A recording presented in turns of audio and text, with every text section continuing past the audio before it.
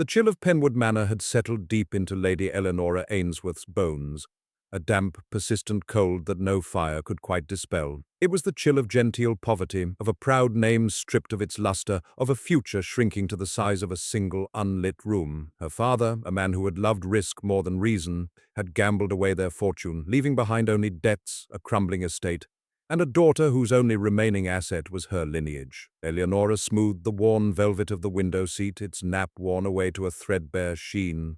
Outside, a persistent autumn drizzle wept down the grimy window panes, blurring the view of the overgrown gardens where she had once played as a child. The gardens, like everything else, were a testament to their decline, unruly, beautiful in their sorrow, but ultimately succumbing to decay. She traced a droplet's path with her finger, a small, futile act of order in a world of chaos. Her reflection was a pale oval in the glass, her grey eyes shadowed with a weariness that did not belong to her 19 years. Her gown, a simple dove-grey muslin, was impeccably clean, but mended in 3 places along the bodice, the stitches a testament to her own patient handiwork. It was a gown for a life of quiet seclusion, not for the marriage market she had been abruptly thrust back into, not as a prize, but as a potential solution to a ruinous problem. The sound of her aunt's agitated footsteps echoed from the hall. Aunt Beatrice, her father's sister, was a woman perpetually frayed at the edges, her nerves as threadbare as their carpets. She had come to Penwood to manage things after the Earl's passing, a task that mostly involved wringing her hands and sighing dramatically at the sight of unpaid bills. "Eleanora, there you are, mooning at the window again," she said, bustling into the room. She held a letter in her hand, the thick vellum and sharp black ink a stark contrast to the faded correspondence that usually littered their home. A wax seal, an intricate crest of a wolf's head against a stark mountain, remained unbroken. "This just arrived by special courier from the Duke of Blackwood."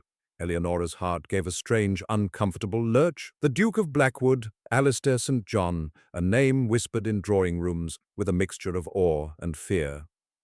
He was fabulously wealthy, powerful, the most eligible and yet most unattainable man in the kingdom.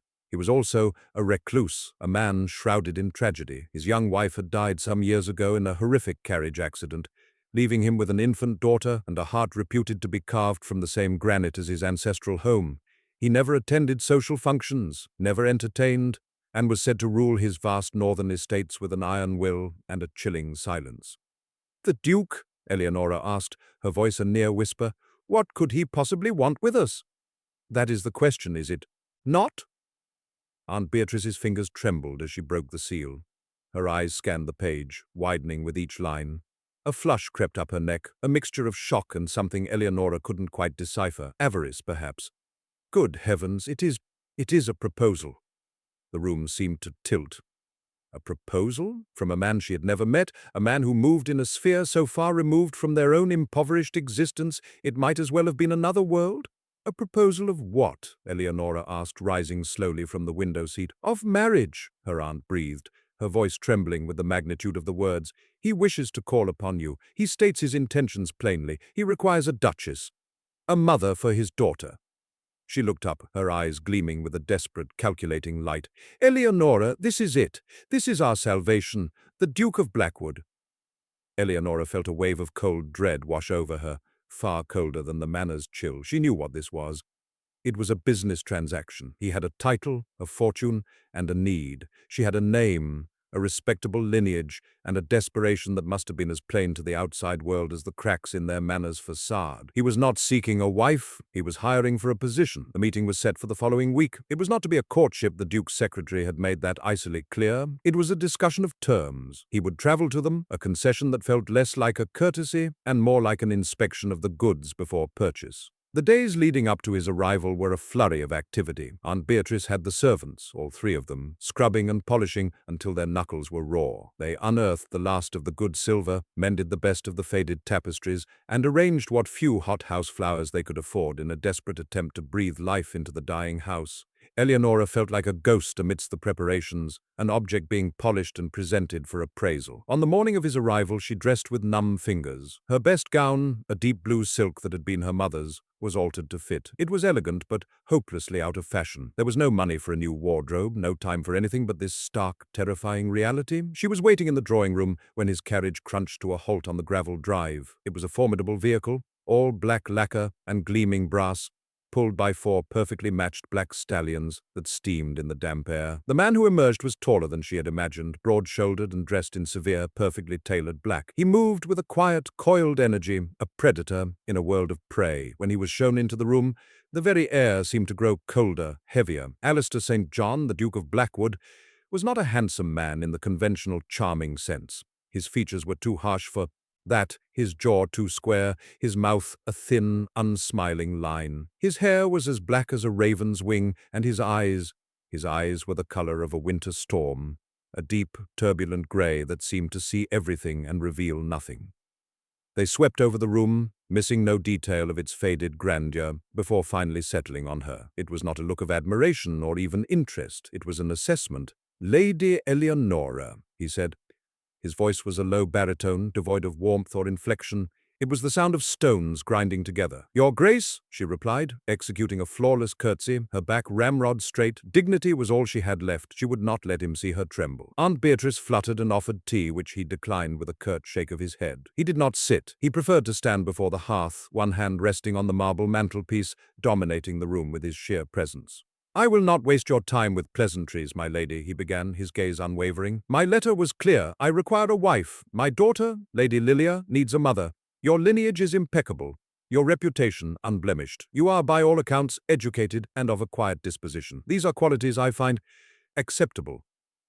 Each word was a carefully chosen, impersonal brick in the wall he was building between them. Eleonora felt a spark of defiance flicker within her. She was not a horse he was inspecting at auction. "And what, Your Grace, would be expected of this Duchess?"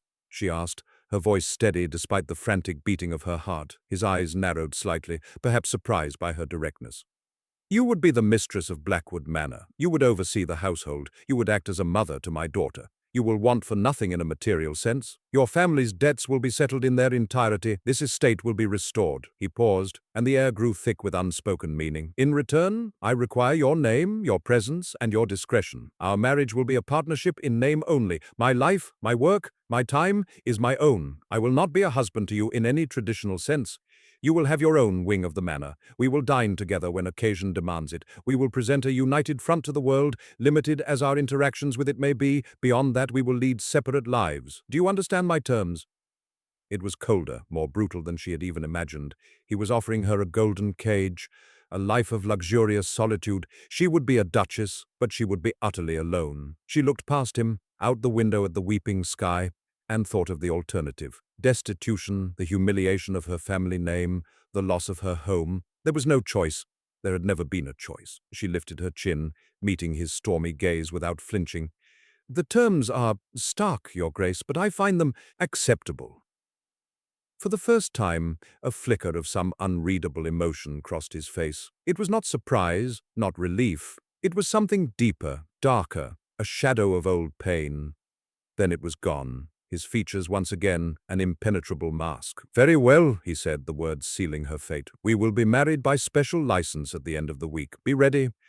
He did not say goodbye. He simply turned and walked out of the room, leaving behind a silence that was more profound and more chilling than any she had ever known. Eleonora stood frozen, her hands clasped before her, a duchess in waiting, a bride-to-be, and the loneliest woman in England. The wedding was a swift, sterile affair, conducted in the small, cold chapel at Penwood. There were no flowers, no guests beyond Aunt Beatrice and the Duke's solicitor, a man with a face like dried parchment. Eleonora wore the same blue silk gown, her only adornment a string of pearls her mother had left her. The Duke was dressed in his customary black, a stark figure against the pale stone of the altar. He spoke his vows in that same flat, emotionless voice, the words of love and honor falling like dead leaves in the hollow space of the chapel. When he slid the ring onto her finger, his touch was cold and brief, a mere formality. The ring itself was heavy, a band of unadorned platinum, more a manacle than a symbol of union. There was no kiss. He simply inclined his head, a gesture of finality, and just like that, Lady Eleonora Ainsworth ceased to exist. In her place stood the Duchess of Blackwood, a stranger married to a stranger. The journey north was conducted in a similar atmosphere of profound silence. They traveled in his formidable carriage, the interior upholstered in dark leather that smelled of polish and wealth. Eleonora sat on one side, the Duke on the other, the space between them a vast, unbridgeable chasm. He did not speak, did not even look at her. He stared out the window, his profile etched against the passing landscape of rolling hills and darkening skies. Eleonora watched him surreptitiously from beneath her lashes. She tried to glean some hint of the man behind the mask, but there was nothing. His face was a study in control, every line rigid, every muscle taut. She wondered what had happened to him, what tragedy had been so profound as to extinguish every spark of warmth, every flicker of light. The rumors spoke of his first wife's death, but this coldness felt older, deeper, as if it had settled into his very bones. As they traveled further north, the landscape changed. The gentle rolling hills gave way to rugged moors and stark granite-topped fells. The air grew colder, the wind keener. It was a beautiful land, but wild and unforgiving, much like the man beside her. Finally, after 2 days of travel, the carriage turned onto a long, winding drive flanked by ancient gnarled oaks. And then she saw it. Blackwood Manor was not a house. It was a fortress. It rose from the landscape, as if carved from the very rock of the moor. A sprawling edifice of dark grey stone, its multitude of windows like vacant eyes staring out over the desolate beauty of the land. It was grand, imposing, and utterly without welcome. A fine misty rain had begun to fall, slicking the stones to a dark, forbidding sheen and shrouding the highest turrets in a veil of grey. The carriage wheels crunched on the dark gravel of the courtyard, the sound swallowed by the immense oppressive silence of the place. The great oak doors swung open as they approached, revealing a line of servants standing rigidly at attention in the cavernous great hall. The air inside was cool and still, smelling of beeswax, old stone, and something else, something like sorrow. A stern, grey-haired woman in a black bombazine dress stepped forward. This was Mrs. Davies, the housekeeper, her expression as severe and unyielding as the Duke's. "Your Grace, your Grace," she said, her voice crisp, acknowledging Eleonora with a curt, almost imperceptible nod. "Mrs. Davies," the Duke replied, "see that her Grace is shown to her rooms, the west wing." He did not look at Eleonora. He was already turning away, his long coat swirling around him as he strode down a long, echoing corridor, disappearing into the shadows of his own home. He had delivered her to her cage and was now walking away, the transaction complete. Eleonora stood alone in the center of the vast, intimidating hall, the eyes of the silent servants upon her. She felt a profound sense of dislocation, as if she were an actress who had wandered onto the wrong stage. The West Wing, her wing. The words echoed his terms from their first meeting, separate lives under one roof. "This way, Your Grace," Mrs. Davies said, her tone respectful but entirely devoid of warmth. Eleonora followed the housekeeper up a grand, sweeping staircase, her footsteps echoing on the marble. The walls were lined with portraits of the Duke's ancestors, their dark, solemn eyes following her progress. They all seemed to possess the same stern, unyielding quality as their descendant. The West Wing was as grand as the rest of the manor, but it felt unused. A fine layer of dust, almost invisible, coated the surfaces of the ornate furniture. The air was stale, as if the windows had not been opened in a very long time. Her rooms consisted of a sitting room, a bedroom, and a dressing room, all beautifully appointed with heavy damask curtains and dark carved furniture. It was a suite fit for a queen, yet it felt as soulless as a museum. A fire had been lit in the hearth, but its flames seemed to struggle against the pervasive chill of the room. "If you require anything, you may pull the bell cord. Dinner is served at 8, Mrs. Davies stated before turning to leave. "Mrs. Davies," Eleonora said, her voice sounding small in the large room. The housekeeper paused, her hand on the doorknob. "The nursery! Lady Lilia! I should like to see her." A strange, shuttered look passed over the housekeeper's face.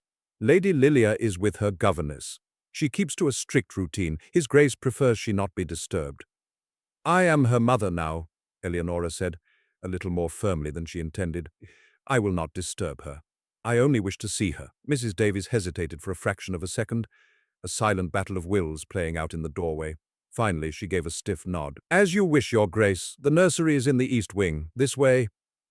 The East Wing felt different. It was still grand, but there were signs of life here. A discarded toy, a scuff mark on the polished floor. It was clearly the Duke's domain. As they approached a set of carved doors, Eleonora heard the faint sound of a music box. Mrs. Davies knocked softly before pushing the door open. The nursery was a large, airy room, filled with toys that looked expensive and untouched. A young woman with a pinched face, the governess, Miss Finch, rose from her chair, her eyes wide with alarm. And sitting on a small chair by the window, staring out at the rain-swept grounds, was a small child. But Lady Lilia could not have been more than 5 years old. She had her father's raven-black hair, which fell in a straight silken curtain to her shoulders. When she turned, Eleonora's breath caught in her throat. She had the most beautiful, solemn eyes she had ever seen, a deep, startling blue, fringed with thick dark lashes. They were eyes that seemed to hold the same ancient sadness as the house itself. She looked at Eleonora with a blank, unchildlike stillness, her small hands folded primly in her lap. She did not smile. She did not speak.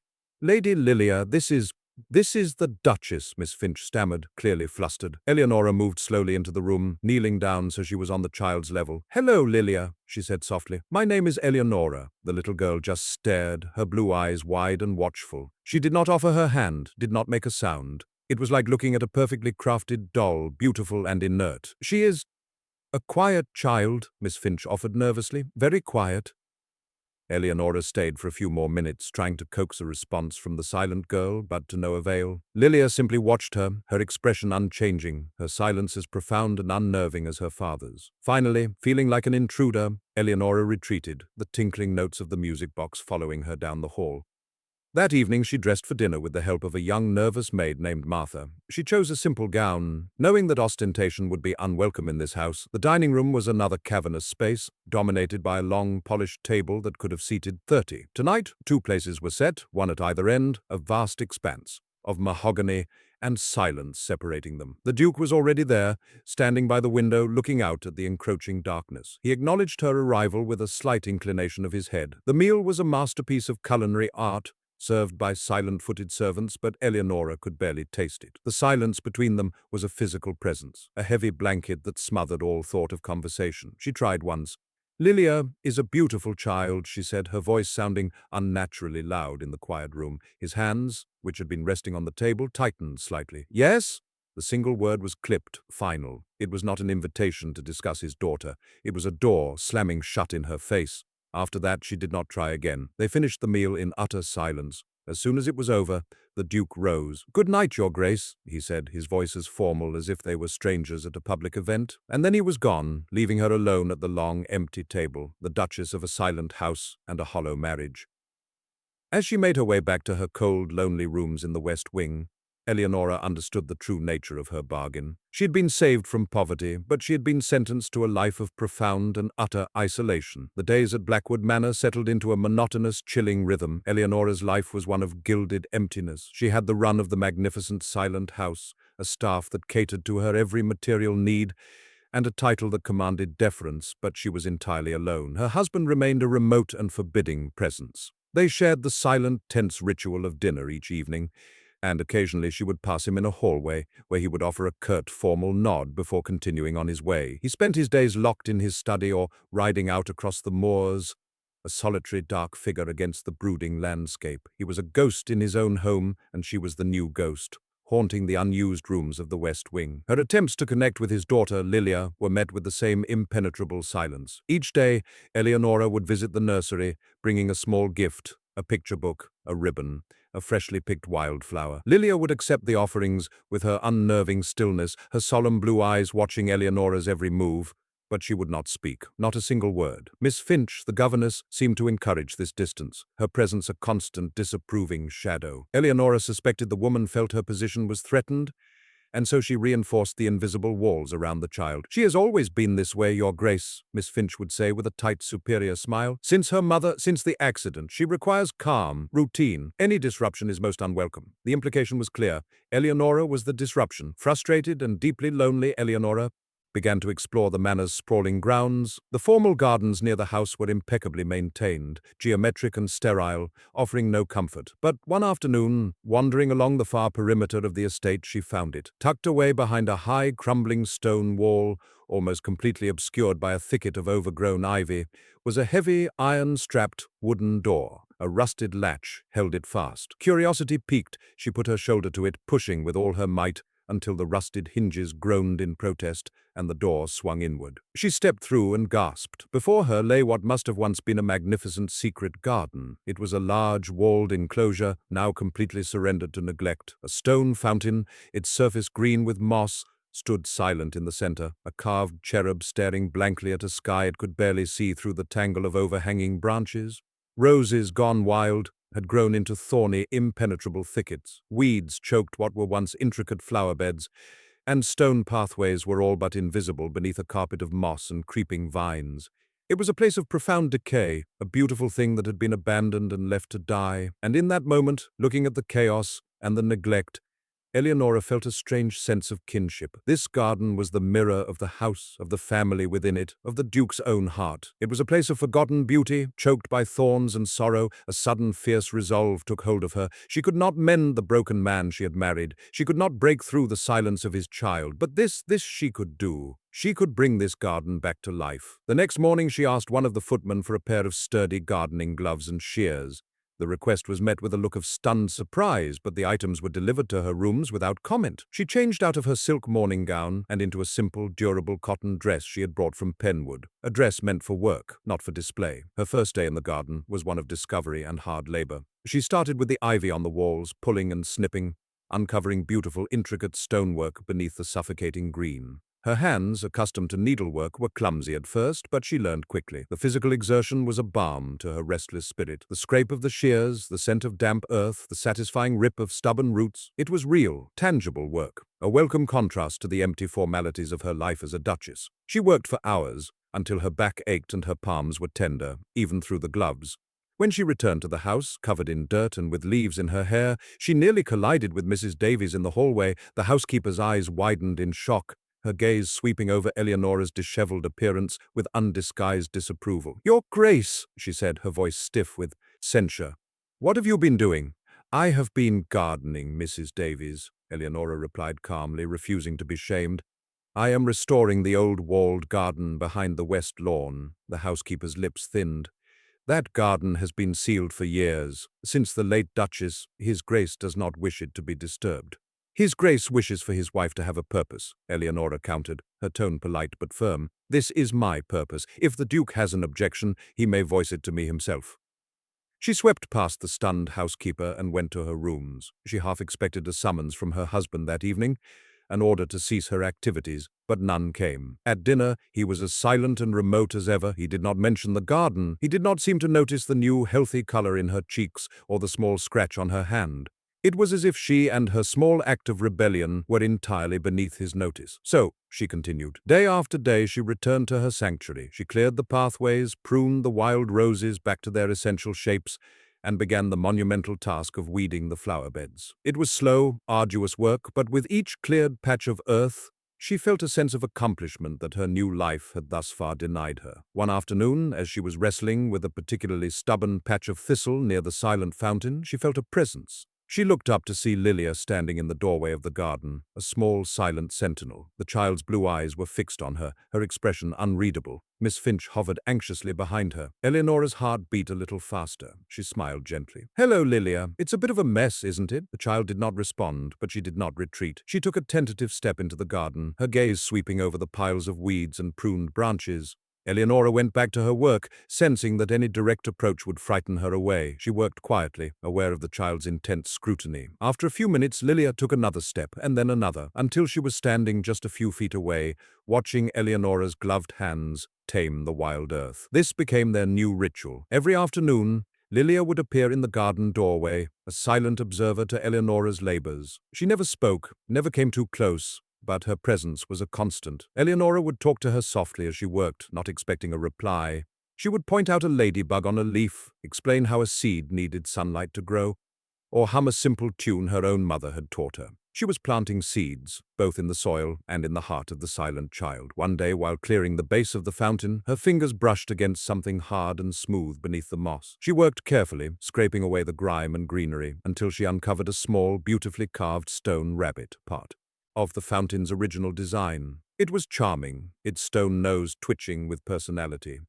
"Oh, look, Lilia," Eleonora said, turning to the child. "A little friend has been hiding here all along."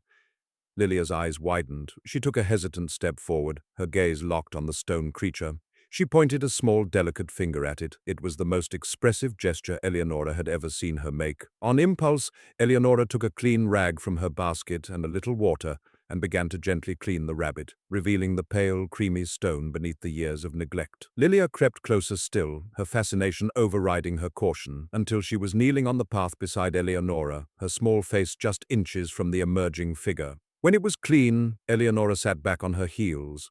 "There, much better, don't you think?" For the first time, the barest hint of a smile touched Lilia's lips. It was a fleeting ghost of a thing, But it was there, and it was more beautiful than any sunrise Eleonora had ever seen. The child reached out a tentative hand and gently stroked the stone rabbit's head.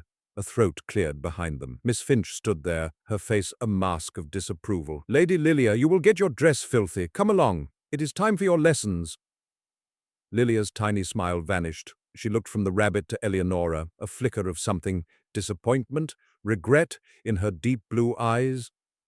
She obediently stood and followed her governess out of the garden without a backward glance, but something had shifted. A tiny seed of connection had been planted in the reclaimed earth. Eleonora continued her work with renewed vigor. The garden was slowly transforming. Patches of rich, dark soil now awaited new life. The roses, though bare, were shaped and ready for spring. The pathways were clear, inviting one to walk them. It was beginning to look like a place of hope. One late afternoon, as the sun was beginning to set, casting long shadows across the lawn, Eleonora was packing up her tools when she saw him. The Duke was standing at a window in the library on the ground floor, a window that overlooked the walled garden. He was partially obscured by the shadows of the room, but she could see his silhouette clearly. He was watching her. She froze, her heart hammering in her chest. How long had he been there? Had he seen her with Lilia? She met his distant gaze across the manicured lawn. He did not move, did not acknowledge her. He simply stood there, a dark, silent observer, his face an unreadable mask. She could feel the weight of his stare, intense and penetrating. It was the first time he had looked at her with anything resembling focused attention since the day he had laid out his terms. She didn't know what to make of it. Was he angry, disapproving, or was it something else entirely? After a long, stretched-out moment, he stepped back from the window, disappearing into the darkness of the house. Eleonora stood for a long time, the cool evening air raising goosebumps on her arms. She felt a strange, unfamiliar flutter of something that was not quite fear and not quite hope, but a fragile combination of the two. For the first time since her arrival, she felt that perhaps she was not entirely invisible after all. He had seen her, and in the silent, lonely world of Blackwood Manor, being seen was a monumental event. The Duke's silent observation from the library window became a new, unsettling part of Eleonora's routine. She would be tending to her garden, her mind lost in the simple rhythmic tasks, and she would feel it, the prickling sensation of being watched. She would glance up and he would be there, a tall, dark silhouette against the glass, his presence as constant and brooding as the northern sky. He never waved, never smiled, never gave any indication of his thoughts. He simply watched. His presence did not deter her. If anything, it fueled a quiet defiance in her. This garden was hers. This small patch of earth where she was coaxing life from neglect was her domain, and she would not be intimidated out of it. Lilia, too, continued her daily visits, growing bolder with each passing day. She began to help in small ways, her tiny hands pulling at the more delicate weeds that Eleonora pointed out, or carrying a small watering can to a newly planted seedling. The silence between them remained, but it was no longer an empty, unnerving silence. It had become a comfortable quiet, filled with shared purpose. One afternoon, Eleonora brought a small packet of seeds with her, forget-me-nots. She showed the tiny black specks to Lilia, explaining how something so small could grow into a carpet of beautiful blue flowers. She let the child hold them in her palm, a look of wonder on her small, serious face. Together they prepared a small patch of earth near the stone rabbit, and Eleonora showed Lilia how to press the seeds gently into the soil. As they worked, Lilia's small finger traced the outline of the rabbit's ear. She looked up at Eleonora, her blue eyes wide and questioning. Then she opened her mouth, and for the first time since Eleonora's arrival, she spoke. Her voice was a tiny, rusty whisper, as if the mechanism for speech had forgotten its function. "Mama! Loved rabbits!" The two small words struck Eleonora with the force of a physical blow. She froze, her trowel halfway to the earth. "Mama, the late Duchess, the ghost who haunted this house, whose memory was so powerful it had silenced her child and frozen her husband's heart." Eleonora looked at Lilia's earnest face and felt a pang of profound sadness. "Did she?" Eleonora asked gently, her own voice thick with emotion. Lilia nodded, a solemn, certain gesture. She had a book, with pictures, a brown rabbit. It was the most she had ever said, a torrent of words from a silent spring. A memory had been unlocked, a connection made between the stone rabbit in the forgotten garden and a beloved book from a life before the silence. Eleonora's heart ached for the little girl, for the mother she had lost, and for the father who was so lost in his own grief he could not see the needs of his daughter. "That sounds like a beautiful book," Eleonora said, managing a smile. "Perhaps we can find it one day." Lilia gave another small nod, and then, as if the effort of speaking had exhausted her, she fell silent again, patting the earth over their newly planted seeds with a newfound gentleness. But the spell had been broken, a word had been spoken, a memory had been shared. That evening at dinner, the atmosphere was charged with a new, unspoken tension. Eleonora could feel the Duke's eyes on her more than usual. His gaze was heavy, analytical, as if he were trying to solve a puzzle. She wondered if Miss Finch had reported Lilia's breakthrough, or if he somehow knew just by looking at his daughter, who seemed to carry a new, lighter air about her. Halfway through the second course, he spoke, his voice cutting through the silence and making Eleonora start. "Mrs. Davies informs me you have been requesting seeds from the village." It was not an accusation, but it was not a casual inquiry either. It was a statement of fact, one he clearly expected her to explain. "Yes, Your Grace," she replied, meeting his gaze directly. "For the walled garden, I am planting forget-me-nots with Lilia." She did not add that they were being planted by the stone rabbit, or that Lilia had spoken of her mother. That felt like a secret that belonged to her and the child alone. He stared at her for a long moment, his grey eyes inscrutable. She saw a flicker of something in their depths. Conflict, confusion, perhaps even a sliver of pain. "That garden," he said, his voice low and strained, "was my late wife's." The admission hung in the air between them, heavy and suffocating. Eleonora's breath hitched. Of course, it all made sense now. The neglect, the sealed door, Mrs. Davies's disapproval. She had been trespassing on sacred ground, disturbing a shrine to his grief. I did not know," she stammered, a flush of shame and regret rising in her cheeks. "I can stop, of course. I will not go there again." He continued to stare at her, his expression unreadable. She expected anger, a cold command to leave his memories alone. But what came next surprised her. "No," he said, the word sharp, decisive. He looked away from her, down at his tightly clenched fist on the white linen of the tablecloth. "Continue. The child. She seems better." It was the closest thing to a concession, to an admission of her value that he had ever uttered. It was not praise, not by a long shot, but it was an acknowledgement, an acceptance. He was admitting, in his own clipped, remote way, that her presence was having a positive effect on his daughter. The realization sent a warm, unfamiliar glow spreading through Eleonora's chest. The dinner concluded in its usual silence, but something fundamental had shifted in the dynamic between them. A tiny crack had appeared in the wall of ice he had built around himself. He had shared a piece of his past, however small, and had allowed her to continue her work on what was clearly painful, hallowed ground. As the weeks turned into a month, subtle changes began to permeate the cold atmosphere of Blackwood Manor. Lilia's voice, once a forgotten whisper, grew stronger. She began to chatter to Eleonora in the garden, telling her about her dreams, asking questions about the flowers, pointing out the different shapes of the clouds. She even began speaking to the servants, her small, clear voice a startling sound in the echoing halls. The Duke remained a distant figure, but the quality of his observation changed. Eleonora no longer felt like a specimen under a microscope. Instead, she felt protected. One afternoon, Miss Finch descended upon the garden, her face pinched with fury, and began to scold Lilia for getting a spot of mud on her pinafore. The governess's voice was sharp, cruel, and Lilia, who had been laughing a moment before, shrank back, her face crumpling, the silence threatening to reclaim her. Before Eleonora could intervene, a low voice cut through the air from the direction of the house. "That is enough, Miss Finch."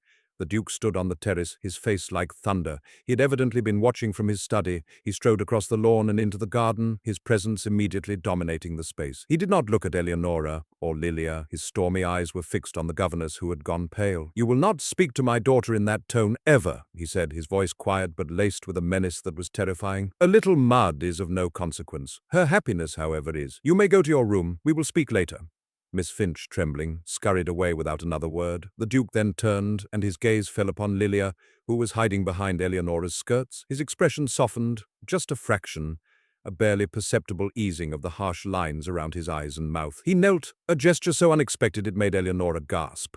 "Are you all right, Lilia?" he asked, his voice rough as if unused to tenderness. Lilia peeked out from behind Eleonora. She looked at her formidable father, and then she did something extraordinary. She launched herself forward and wrapped her small arms around his neck, burying her face in his shoulder. The Duke froze, his body going rigid with shock. He looked utterly lost, his hands hovering in the air as if he didn't know what to do with them. Eleonora's heart broke for him in that moment. He was a man so estranged from affection, he didn't even know how to receive a hug from his own child. Slowly, hesitantly, one of his hands came to rest on Lilia's back, his touch awkward and uncertain.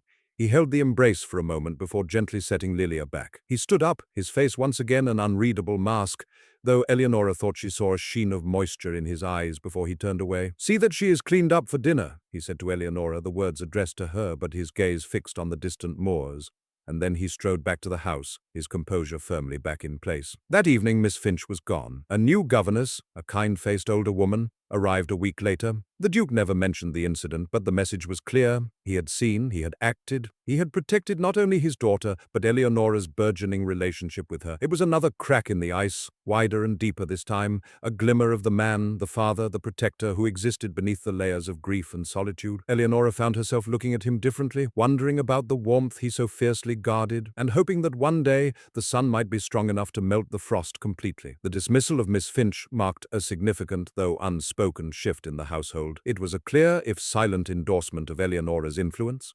The staff, from Mrs. Davies down to the youngest scullery maid, began to treat her with a new level of genuine respect. Rather than the mere formal deference her title demanded, the house itself seemed to breathe a little easier, the oppressive weight of its sorrow lifting ever so slightly. Lilia, free from the governess's constant criticism, blossomed. Her laughter, once a rare and precious sound, began to echo more frequently in the nursery and, to Eleonora's delight, in the garden. She was a bright, imaginative child, and as the weeks passed, she and Eleonora developed a deep and abiding bond. Eleonora would read to her for hours, and they would create fantastical stories about the stone rabbit and the other creatures they imagined lived among the flowers. Yet, as Eleonora's relationship with his daughter deepened, the Duke seemed to retreat even further. He stopped watching from the library window, his presence at dinner became even more remote, his silence more profound. It was as if, having sanctioned her role as Lilia's mother, he felt his own parental duties were complete, allowing him to recede fully into the shadows. Eleonora felt a pang of disappointment. She had mistaken the glimmer of warmth for the dawn, but it seemed it was only a fleeting spark in a long, cold night. The first frost of late autumn had just silvered the lawns when a letter arrived, bearing the ostentatious crest of the Dowager Marchioness of Claremont, an invitation. The annual Claremont Ball was the pinnacle of the local social season, an event the Duke of Blackwood had famously not attended since his first wife's death. Eleonora assumed the invitation was a mere formality, and was about to set it aside when the Duke spoke at dinner that evening. "We will attend the Claremont Ball." Eleonora stared at him, utterly stunned. "We will?" "Yes," he said, his tone leaving no room for argument. "It is time Lilia was reintroduced to society, and it is time they met my Duchess." A knot of anxiety tightened in Eleonora's stomach. Society, the world of whispers, of critical eyes, of judgments, passed over the rim of a champagne flute. She had been sheltered from it at Blackwood, but she had not forgotten its cruelties. And her wardrobe? She had nothing suitable. Her few good gowns were hopelessly out of date, relics of a life before her family's ruin. Her anxiety must have shown on her face. A few days later, a dressmaker arrived from York, summoned by the Duke. The woman came with dozens of books of fabrics and sketches of the latest London fashions. Eleonora was to be outfitted, not just for the ball, but for her new station in life. The Duke had spared no expense. Silks, velvets, and delicate laces were chosen, her measurements taken. It should have been a thrilling experience, but it felt hollow. It was another part of the transaction, ensuring his Duchess looked the part. He was not dressing a wife, he was costuming an asset. As the day of the ball approached, another visitor arrived at Blackwood Manor, this one unannounced. Lady Beatrice Thorne, the Duke's cousin, a sharp-featured woman with intelligent, malicious eyes and a reputation for a cutting wit. She had, according to Mrs. Davies, been the mistress of Blackwood in all but name during the years of the Duke's seclusion, and she clearly viewed Eleonora's presence as a demotion. "Alistair, darling," she cried upon her arrival, sweeping into the great hall and kissing the Duke's cheek, a gesture he endured with stony stoicism. Her eyes then fell upon Eleonora. "And this must be the new little Duchess. How quaint!" Her gaze swept over Eleonora's simple morning gown, with a look of barely concealed disdain. Beatrice installed herself in one of the guest suites and proceeded to make her presence felt. She critiqued the menus, rearranged flower arrangements, and offered backhanded compliments that were sharper than any insult. She treated Eleonora with a condescending sweetness that set her teeth on edge. "My dear, you must be so overwhelmed by all this," she said to Eleonora one afternoon, gesturing vaguely at the grandeur of the manor. "Such a change from your previous circumstances. But don't you worry, I shall guide you. It is the least I can do for dear Alistair." Her favorite target, however, was Eleonora's wardrobe. When the new gowns arrived, Beatrice insisted on inspecting them. "Oh, my dear child," she said, holding up a beautiful gown of sapphire velvet. This is lovely, of course, but far too mature for you. It quite drains. You of what little color you have. And this one, she said, pointing to a shimmering silk, the cut is all wrong for your figure. You must let me help you choose what to wear for the ball. It is so important to make the right first impression. Eleonora, who was inexperienced in the machinations of society women and wished to avoid conflict, reluctantly agreed. On the night of the ball, Beatrice swept into her room, dismissing the maid Martha with a wave of her hand. "Now," Beatrice said, her eyes gleaming, "let's find something appropriate." She bypassed the magnificent new creations, the jewels of the collection, and pulled out a gown of pale, silvery grey muslin. It was exquisitely made, simple and elegant, but it was a gown for a young girl's first season. Not for a duchess making her debut, it was understated to the point of being plain. "But the blue velvet," Eleonora began to protest. "Nonsense, my dear," Beatrice trilled. "You must not appear too eager. Simplicity is the key. It speaks of modesty and good breeding. Trust me, I know this world."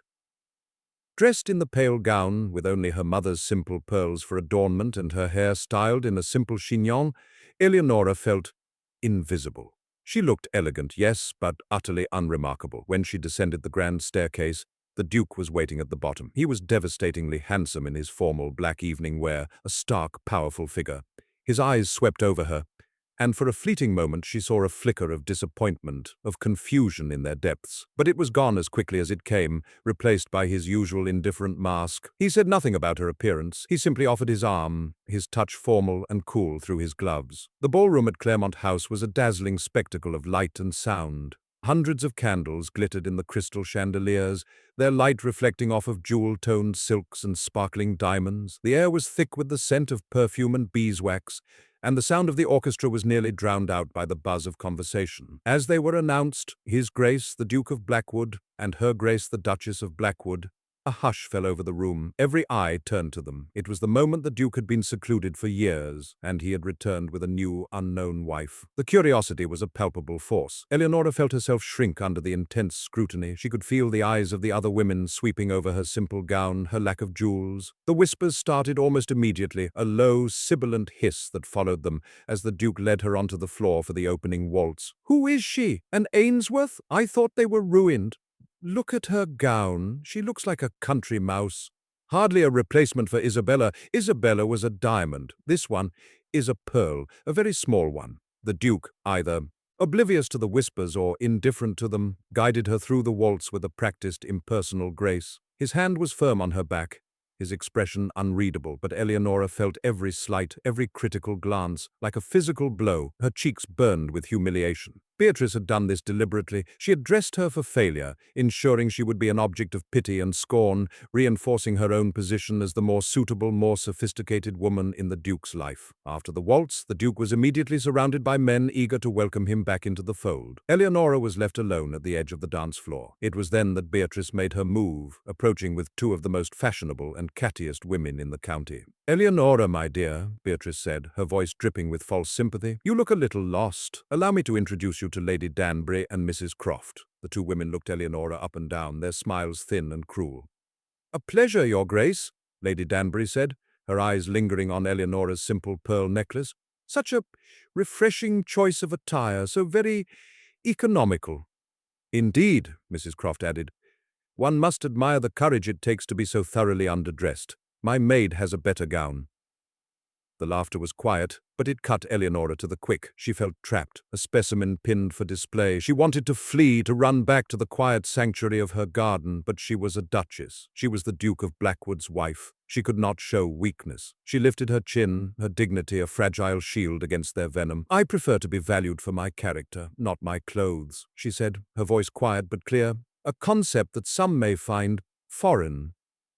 Lady Danbury's smile tightened. Before she could deliver a retort, a low voice spoke from directly behind Eleonora, a voice that sent a chill down every spine. "Is there a problem here?" It was the Duke. He had appeared as silently as a shadow, his face a thunderous mask of cold fury. The three women froze, their expressions of haughty amusement turning to ones of pure terror. Beatrice was the first to recover. "Alistair, darling, no, we were just admiring the Duchess's simplicity. The Duke's stormy grey eyes moved from Beatrice to the other two women, and they physically recoiled from the sheer force of his displeasure. Then his gaze softened almost imperceptibly as it rested on Eleonora. In a move that stunned the entire ballroom into silence, he reached out, took her hand, and raised it to his lips, his eyes never leaving hers. It was a gesture of profound public devotion. He then turned his attention back to the stunned women, his voice low and carrying, each word a chip of ice.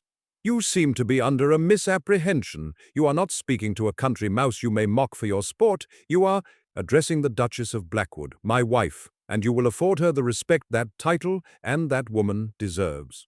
He held the silence for a beat, letting his words sink in, a public rebuke of breathtaking proportions. Then he looked at his cousin, and the coldness in his eyes intensified. "Beatrice, my carriage will be sent for you in the morning. Your visit is at an end." He did not wait for a reply. He tucked Eleonora's hand securely in the crook of his arm, turned his back on the humiliated women, and addressed the stunned crowd with an air of absolute command. "My wife is feeling unwell. We are leaving."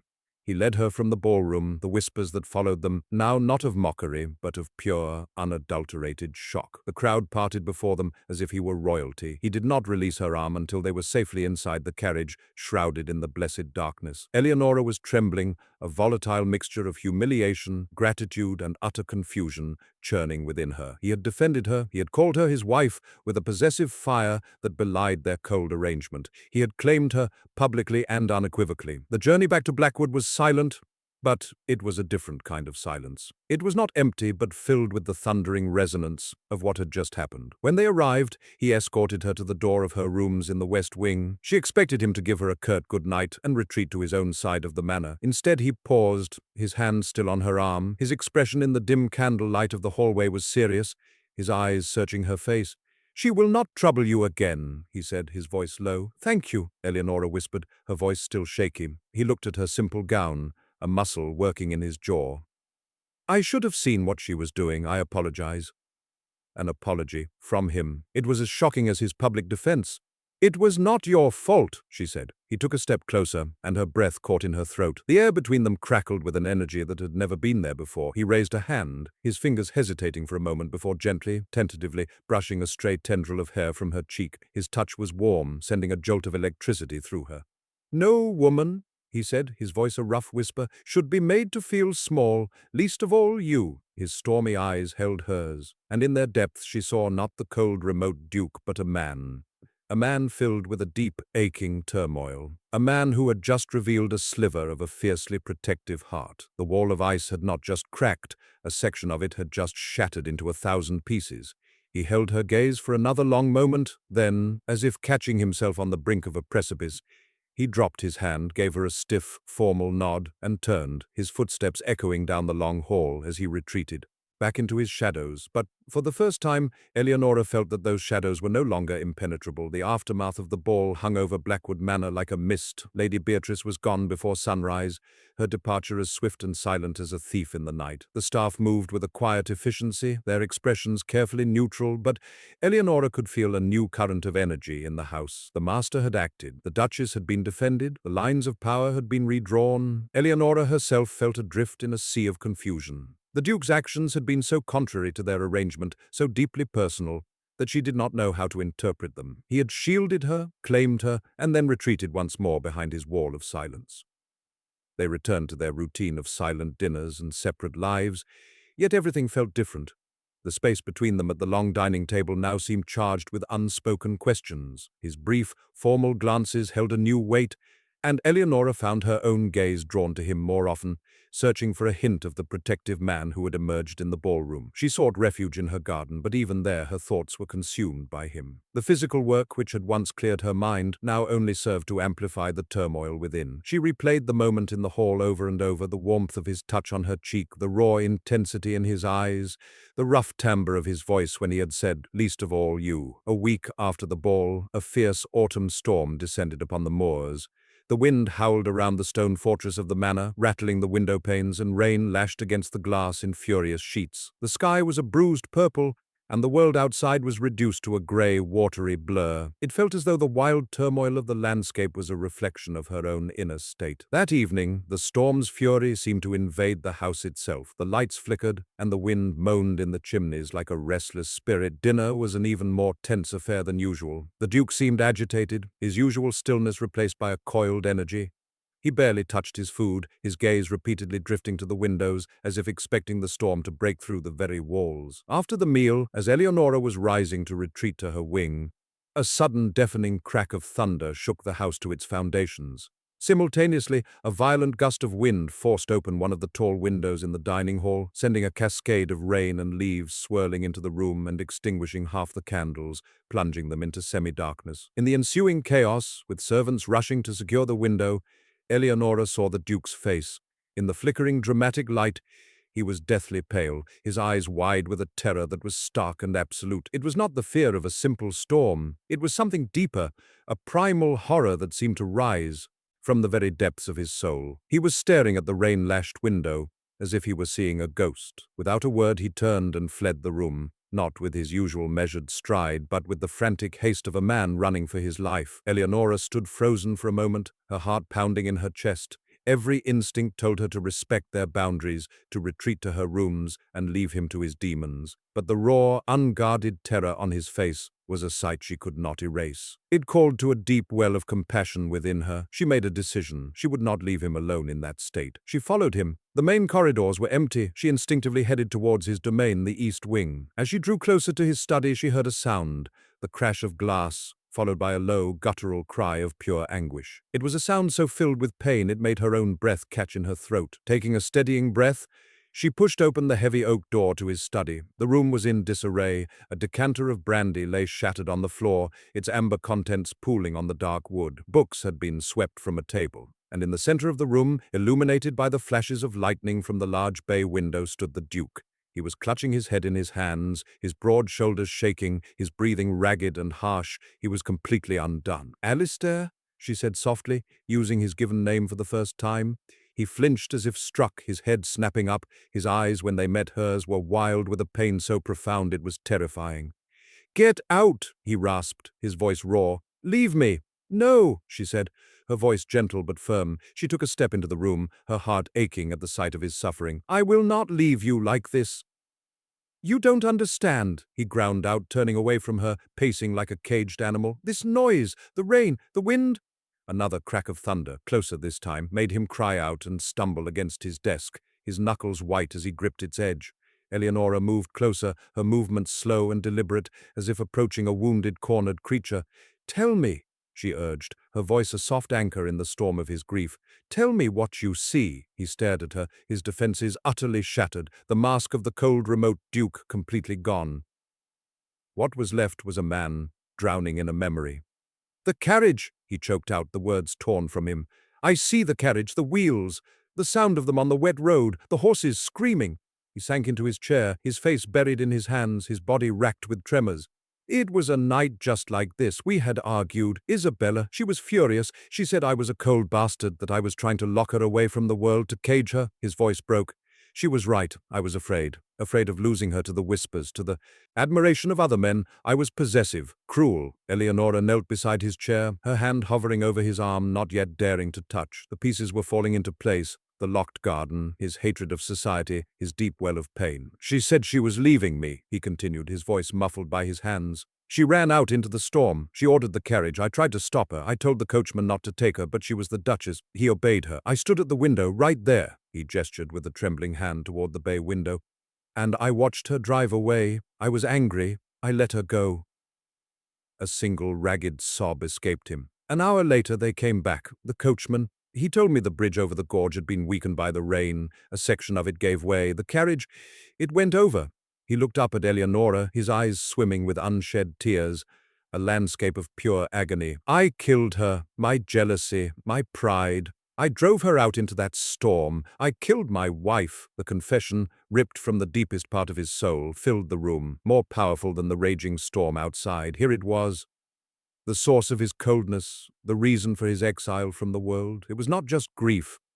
It was a crushing, all-consuming guilt. He had locked himself away not just from society but from his own heart, believing himself a monster who did not deserve to feel anything again. Eleonora's heart broke for him. She finally closed the distance between them, her hand coming to rest gently on his shaking arm. He flinched at her touch, but he did not pull away. "You did not kill her, Alistair," she said, her voice soft but certain. "You argued. Husbands and wives argue. You did not control the storm. You did not break the bridge. You are guilty of being afraid, of being human. You are not guilty of her death." He shook his head, a gesture of profound self-loathing. "I should have gone after her. Perhaps," she conceded. "But living a life of should-haves is a prison. You have been in that prison for 5 years. Look at what it has done to you, to Lilia." At the mention of his daughter's name, a fresh wave of pain washed over his face. She was in the nursery. She heard us shouting. The last memory she has of her mother is of anger and screaming. "And now," Eleonora said, her grip on his arm tightening, "her new memories are of planting flowers, of laughter, of finding a stone rabbit in a forgotten garden. You cannot change the past, Alistair, but you have a choice about the future." He looked at her then, truly looked at her, his gaze filled with a raw, desperate vulnerability. The storm outside raged on, but in the quiet of the study something had broken open. He had shared his deepest wound, his most terrible secret, and she had not run. She had not judged. She had offered him not pity but understanding. Slowly, tentatively, he reached out and covered her hand with his own. His touch was no longer awkward or formal. It was desperate, seeking an anchor in the storm of his guilt. His large hand enveloped hers, his skin warm against her own. The lightning flashed again, illuminating the tears that finally traced a path down his rugged cheeks. He did not try to hide them. In the shelter of the storm, before the woman he had married for convenience, the Duke of Blackwood finally allowed himself to grieve. The storm outside began to subside as the night deepened, its fury spent. Inside the study, a new, fragile quiet had settled. The Duke, Alistair, had finally exhausted his torrent of grief, the confession leaving him hollowed out and still. Eleonora remained by his side, her hand still held firmly in his, a silent, steadfast presence. The fire in the hearth had been reduced to glowing embers, casting a soft, warm light on the scene, a stark contrast to the cold, dramatic flashes of the earlier storm. He had not spoken for a long time, simply holding her hand as if it were a lifeline. The raw agony in his eyes had receded, replaced by a profound, bone-deep weariness. He looked at their joined hands, then slowly raised his gaze to her face. "You should not have seen me like that," he said, his voice a low, rough rasp. It was the echo of his old pride, a ghost of the man who hid his pain at all costs. "I am your wife, Alistair," Eleonora replied softly. "If I cannot see you at your worst, then the title is meaningless." Her words seemed to resonate deep within him. He looked at her, truly seeing her, perhaps for the first time, not as a solution to a problem, not as a duchess or a mother for his child, but as Eleonora, a woman of quiet strength and profound compassion, who had walked into the heart of his storm and had not been afraid. "Why?" he asked, his voice thick with confusion. "Why did you not leave? Anyone else would have run from this madness." "Because I saw a man in pain," she said simply, "not a monster." He closed his eyes, a shudder running through him. "Isabella called me a monster that night. She was not the first. My father, he was a hard man. He believed emotion was a weakness, love a liability. He taught me to control, to command, to never show a chink in my armor. When my mother died, he did not shed a tear at her funeral. He told me, 'Blackwood men do not weep.' I have spent my life trying to live up to that, to be made of stone." "But you are not stone," Eleonora whispered. "I see it when you look at Lilia. I saw it at the ball when you defended me, and I see it now." He opened his eyes, and they were filled with a dawning wonder. He gently squeezed her hand. "In the ballroom, when I saw those women looking at you with such malice, mocking you, it was like a shard of ice in my heart. All I could think of was Isabella, how she craved their approval, how their whispers could destroy her. I couldn't bear to see it happen to you. You are different. You have a strength she never did, a quiet dignity that does not ask for the world's approval." He released her hand and slowly, hesitantly, reached up to cup her cheek. His touch was tender, reverent. His thumb stroked her skin, sending a shiver of warmth through her entire body. It was a world away from the brief, tentative touch in the hallway after the ball. This was deliberate. It was a connection. "Eleonora?" he said, her name a prayer on his lips. "For 5 years this house has been a tomb. I have been a ghost. I brought you here to be a custodian, another fixture in the mausoleum I had built. But you did not accept the terms. You walked into the garden and brought it back to life. You walked up to my silent daughter and gave her back her voice. And tonight, you walked into my darkness and you did not flee. He leaned closer, the space between them shrinking, until she could feel the warmth of his breath on her lips. His stormy eyes searched hers, filled with a question he did not yet know how to ask. She saw years of pain, of guilt, of loneliness, but underneath it all, she saw the flicker of a new and fragile hope. Her own heart was hammering against her ribs. This was the man she had been catching glimpses of, the protector, the grieving husband, the loving father. This was the man she had, against all logic and in spite of their cold arrangement, begun to care for deeply. He did not break their gaze as he lowered his head. His lips met hers, softly at first, a gentle, questioning touch. It was not a kiss of passion, but of gratitude, of awe, of a soul finding an unexpected solace. Eleonora's eyes fluttered shut, and she leaned into the kiss, her hand coming up to rest on his chest, feeling the steady, solid beat of his heart beneath her palm. The kiss deepened, becoming something more. It was a release of years of pent-up sorrow, a silent communication of understanding and acceptance. It was the melting of the frost, the breaking of the dawn. When he finally pulled away, they were both breathless. He rested his forehead against hers, his eyes still closed. "I have been a fool," he whispered, his voice thick with emotion. "I made a bargain for a duchess when I should have been praying for a wife. For you." In the quiet aftermath of the storm, surrounded by the wreckage of his study and the ruins of his old grief, a new foundation was being laid. It was not built on a contract or a title, but on a shared moment of profound vulnerability. The Duke had revealed his broken heart, and his Duchess, with her quiet strength, had shown him it was not beyond repair. The nature of their relationship had been irrevocably altered. The cold, loveless arrangement was over. Whatever came next would be something new, something real, something they would have to build together. In the days that followed the storm, the entire atmosphere of Blackwood Manor changed. It was as if a spell had been broken. The oppressive silence was gone, replaced by a sense of quiet anticipation. The servants smiled more freely. Sunlight, when it broke through the autumn clouds, seemed to linger longer in the halls. Alistair was a transformed man.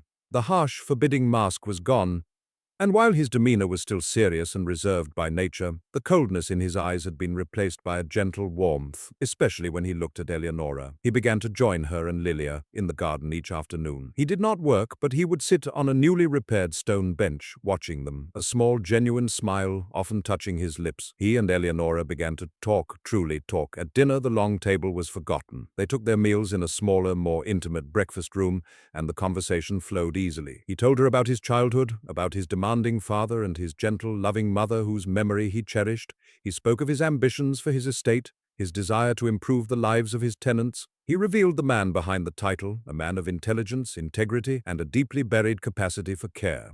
In turn, Eleonora told him about her life at Penwood, about her love for books and music, about her quiet dreams before her family's fall. He listened intently, his focus entirely on her, making her feel as though she were the most fascinating person in the world. He made a concerted effort to reconnect with his daughter. He began to read to Lilia himself each night before bed, his deep baritone voice a comforting rumble as he recounted tales of knights and dragons. He would carry her on his shoulders as they walked the grounds, and Lilia's delighted laughter was the sweetest music the old manor had ever known. She blossomed under the combined warmth of their attention, the last shadows of her silent past finally banished by the light of a family made whole.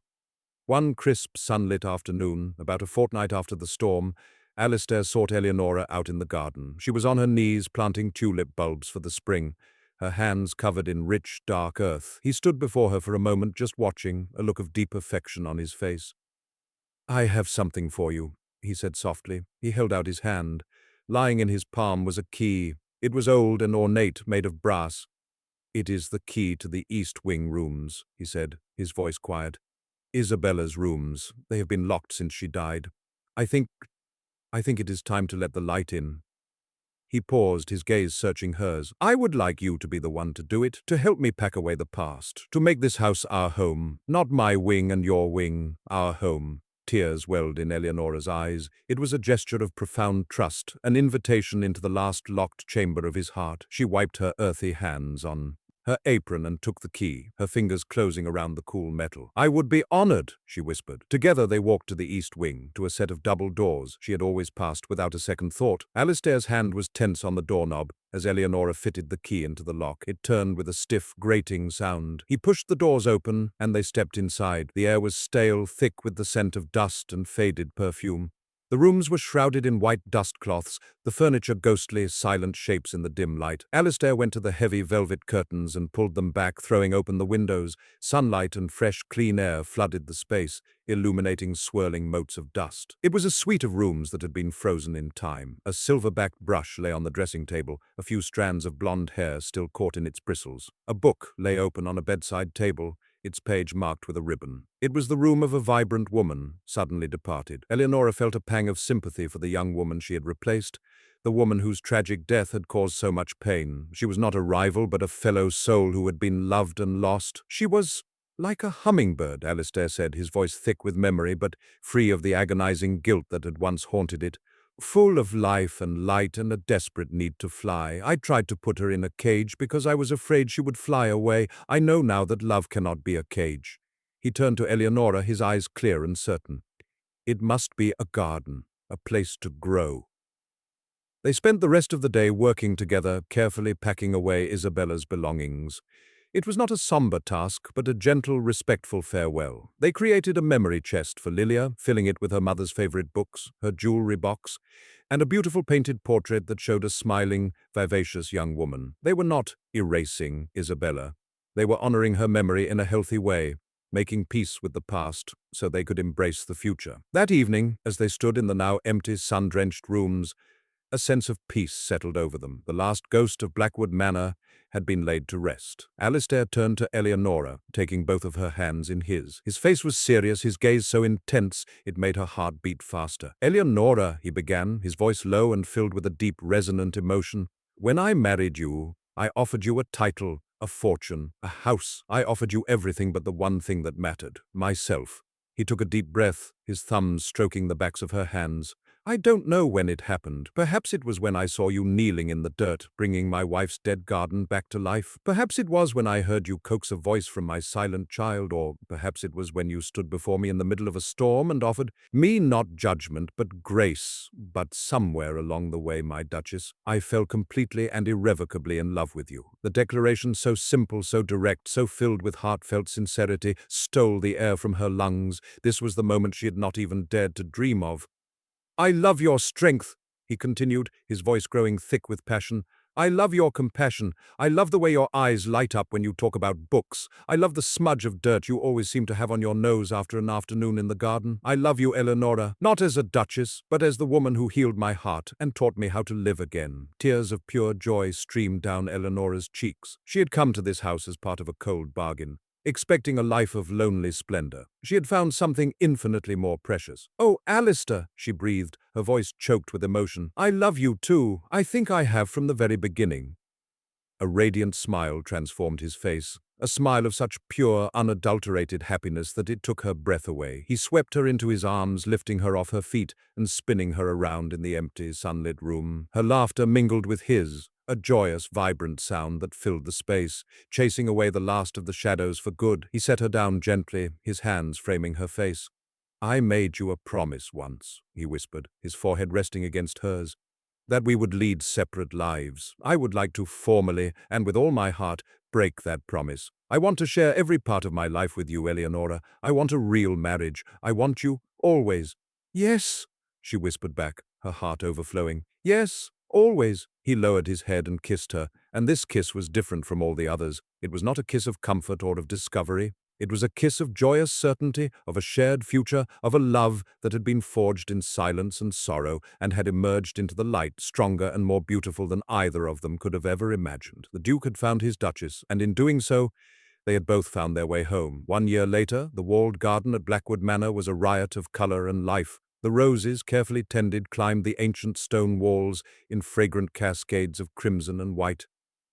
The flower-beds overflowed with larkspur, foxgloves, and poppies, and a carpet of blue forget-me-nots bloomed in the shade of the old fountain, which now bubbled with clear, sparkling water.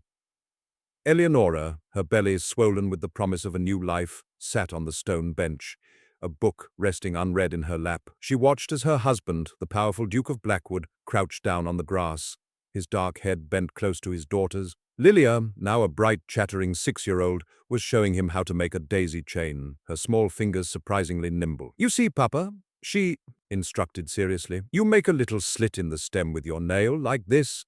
and then you poke the next one through. Alistair, whose large hands were more accustomed to signing documents of state or holding the reins of a thoroughbred, was clumsy and slow, but his brow was furrowed in intense concentration. He looked up and caught Eleonora's eye, a look of mock frustration on his face that made her laugh. He winked at her, a gesture of shared secret delight. The house behind them was no longer a fortress of sorrow. Its windows were thrown open to the summer air, and the sound of Lilia's laughter and the staff's cheerful voices often echoed in its halls. The west wing was no longer Eleonora's solitary domain. It now housed a growing library of her own choosing. The east wing rooms, once a shrine to a ghost, had been redecorated in light, airy colors and were being prepared to serve as a nursery for the new baby. Blackwood Manor had become a home. Alistair finally managed to connect two daisies, holding up his meager chain with a triumphant grin. Lilia clapped her hands in delight. He stood up, brushing the grass from his knees, and came to sit beside Eleonora, draping a protective arm around her shoulders. He pressed a gentle kiss to her temple. "Is it not remarkable?" he murmured, his gaze sweeping over the vibrant garden. "What a little bit of care can do." Eleonora leaned her head against his shoulder, her heart full to bursting. She thought of the pale, frightened girl who had arrived here a lifetime ago, expecting a prison and finding a paradise. She thought of the cold, broken man who had learned to love again, and the silent child who had found her voice. "It is," she agreed, placing a hand over his on her belly, where their child stirred beneath her heart. "It is the most remarkable thing in the world." The sun warmed their faces, the scent of roses filled the air, and in the peaceful, loving silence they watched their daughter play. The mocking whispers of a long-ago ballroom were a faint and distant memory, utterly powerless against the profound and beautiful reality of the life they had built together. A life reclaimed from the weeds, a love that had, against all odds, come into glorious, breathtaking bloom. Dear listener, have you ever felt judged by appearances, overlooked because you didn't fit a certain mold, or because your circumstances were more humble than those around you? Eleonora's story reminds us of a timeless and powerful truth. True worth is not woven into the fabric of a gown or measured by the weight of jewels. It resides in the quiet strength of our character, the depth of our compassion, and the resilience of our spirit. In a world that so often rushes to judgment based on the superficial, it's easy to feel small or unseen. We might face our own versions of Lady Beatrice, voices of doubt and scorn that seek to diminish our light, but like Eleonora, we have a choice. We can internalize those criticisms, or we can choose to cultivate our own garden. We can tend to our passions, nurture our kindness, and focus on bringing life and beauty to the spaces we inhabit, no matter how neglected they may seem. Alistair's journey too teaches us that even the most formidable walls, built from the stone of grief and guilt, can be gently dismantled by persistent, unconditional compassion. Healing doesn't always come from grand gestures, but from the quiet, consistent act of showing up, of listening, and of choosing to see the person behind the pain. So if you are feeling unseen today, remember the Duchess in her simple gown. Remember that your integrity is your finest silk, your kindness the most brilliant diamond. Tend to your own garden, and trust that your true value will shine through, recognized not by the fleeting judgment of the crowd, but by those with the heart to see what truly matters. Your quiet strength has the power to heal, to transform, and to create a love more beautiful than any earthly treasure. Thank you for listening. If this story touched your heart, please consider liking, sharing, and subscribing for more tales of love, resilience, and the quiet triumphs of the human spirit.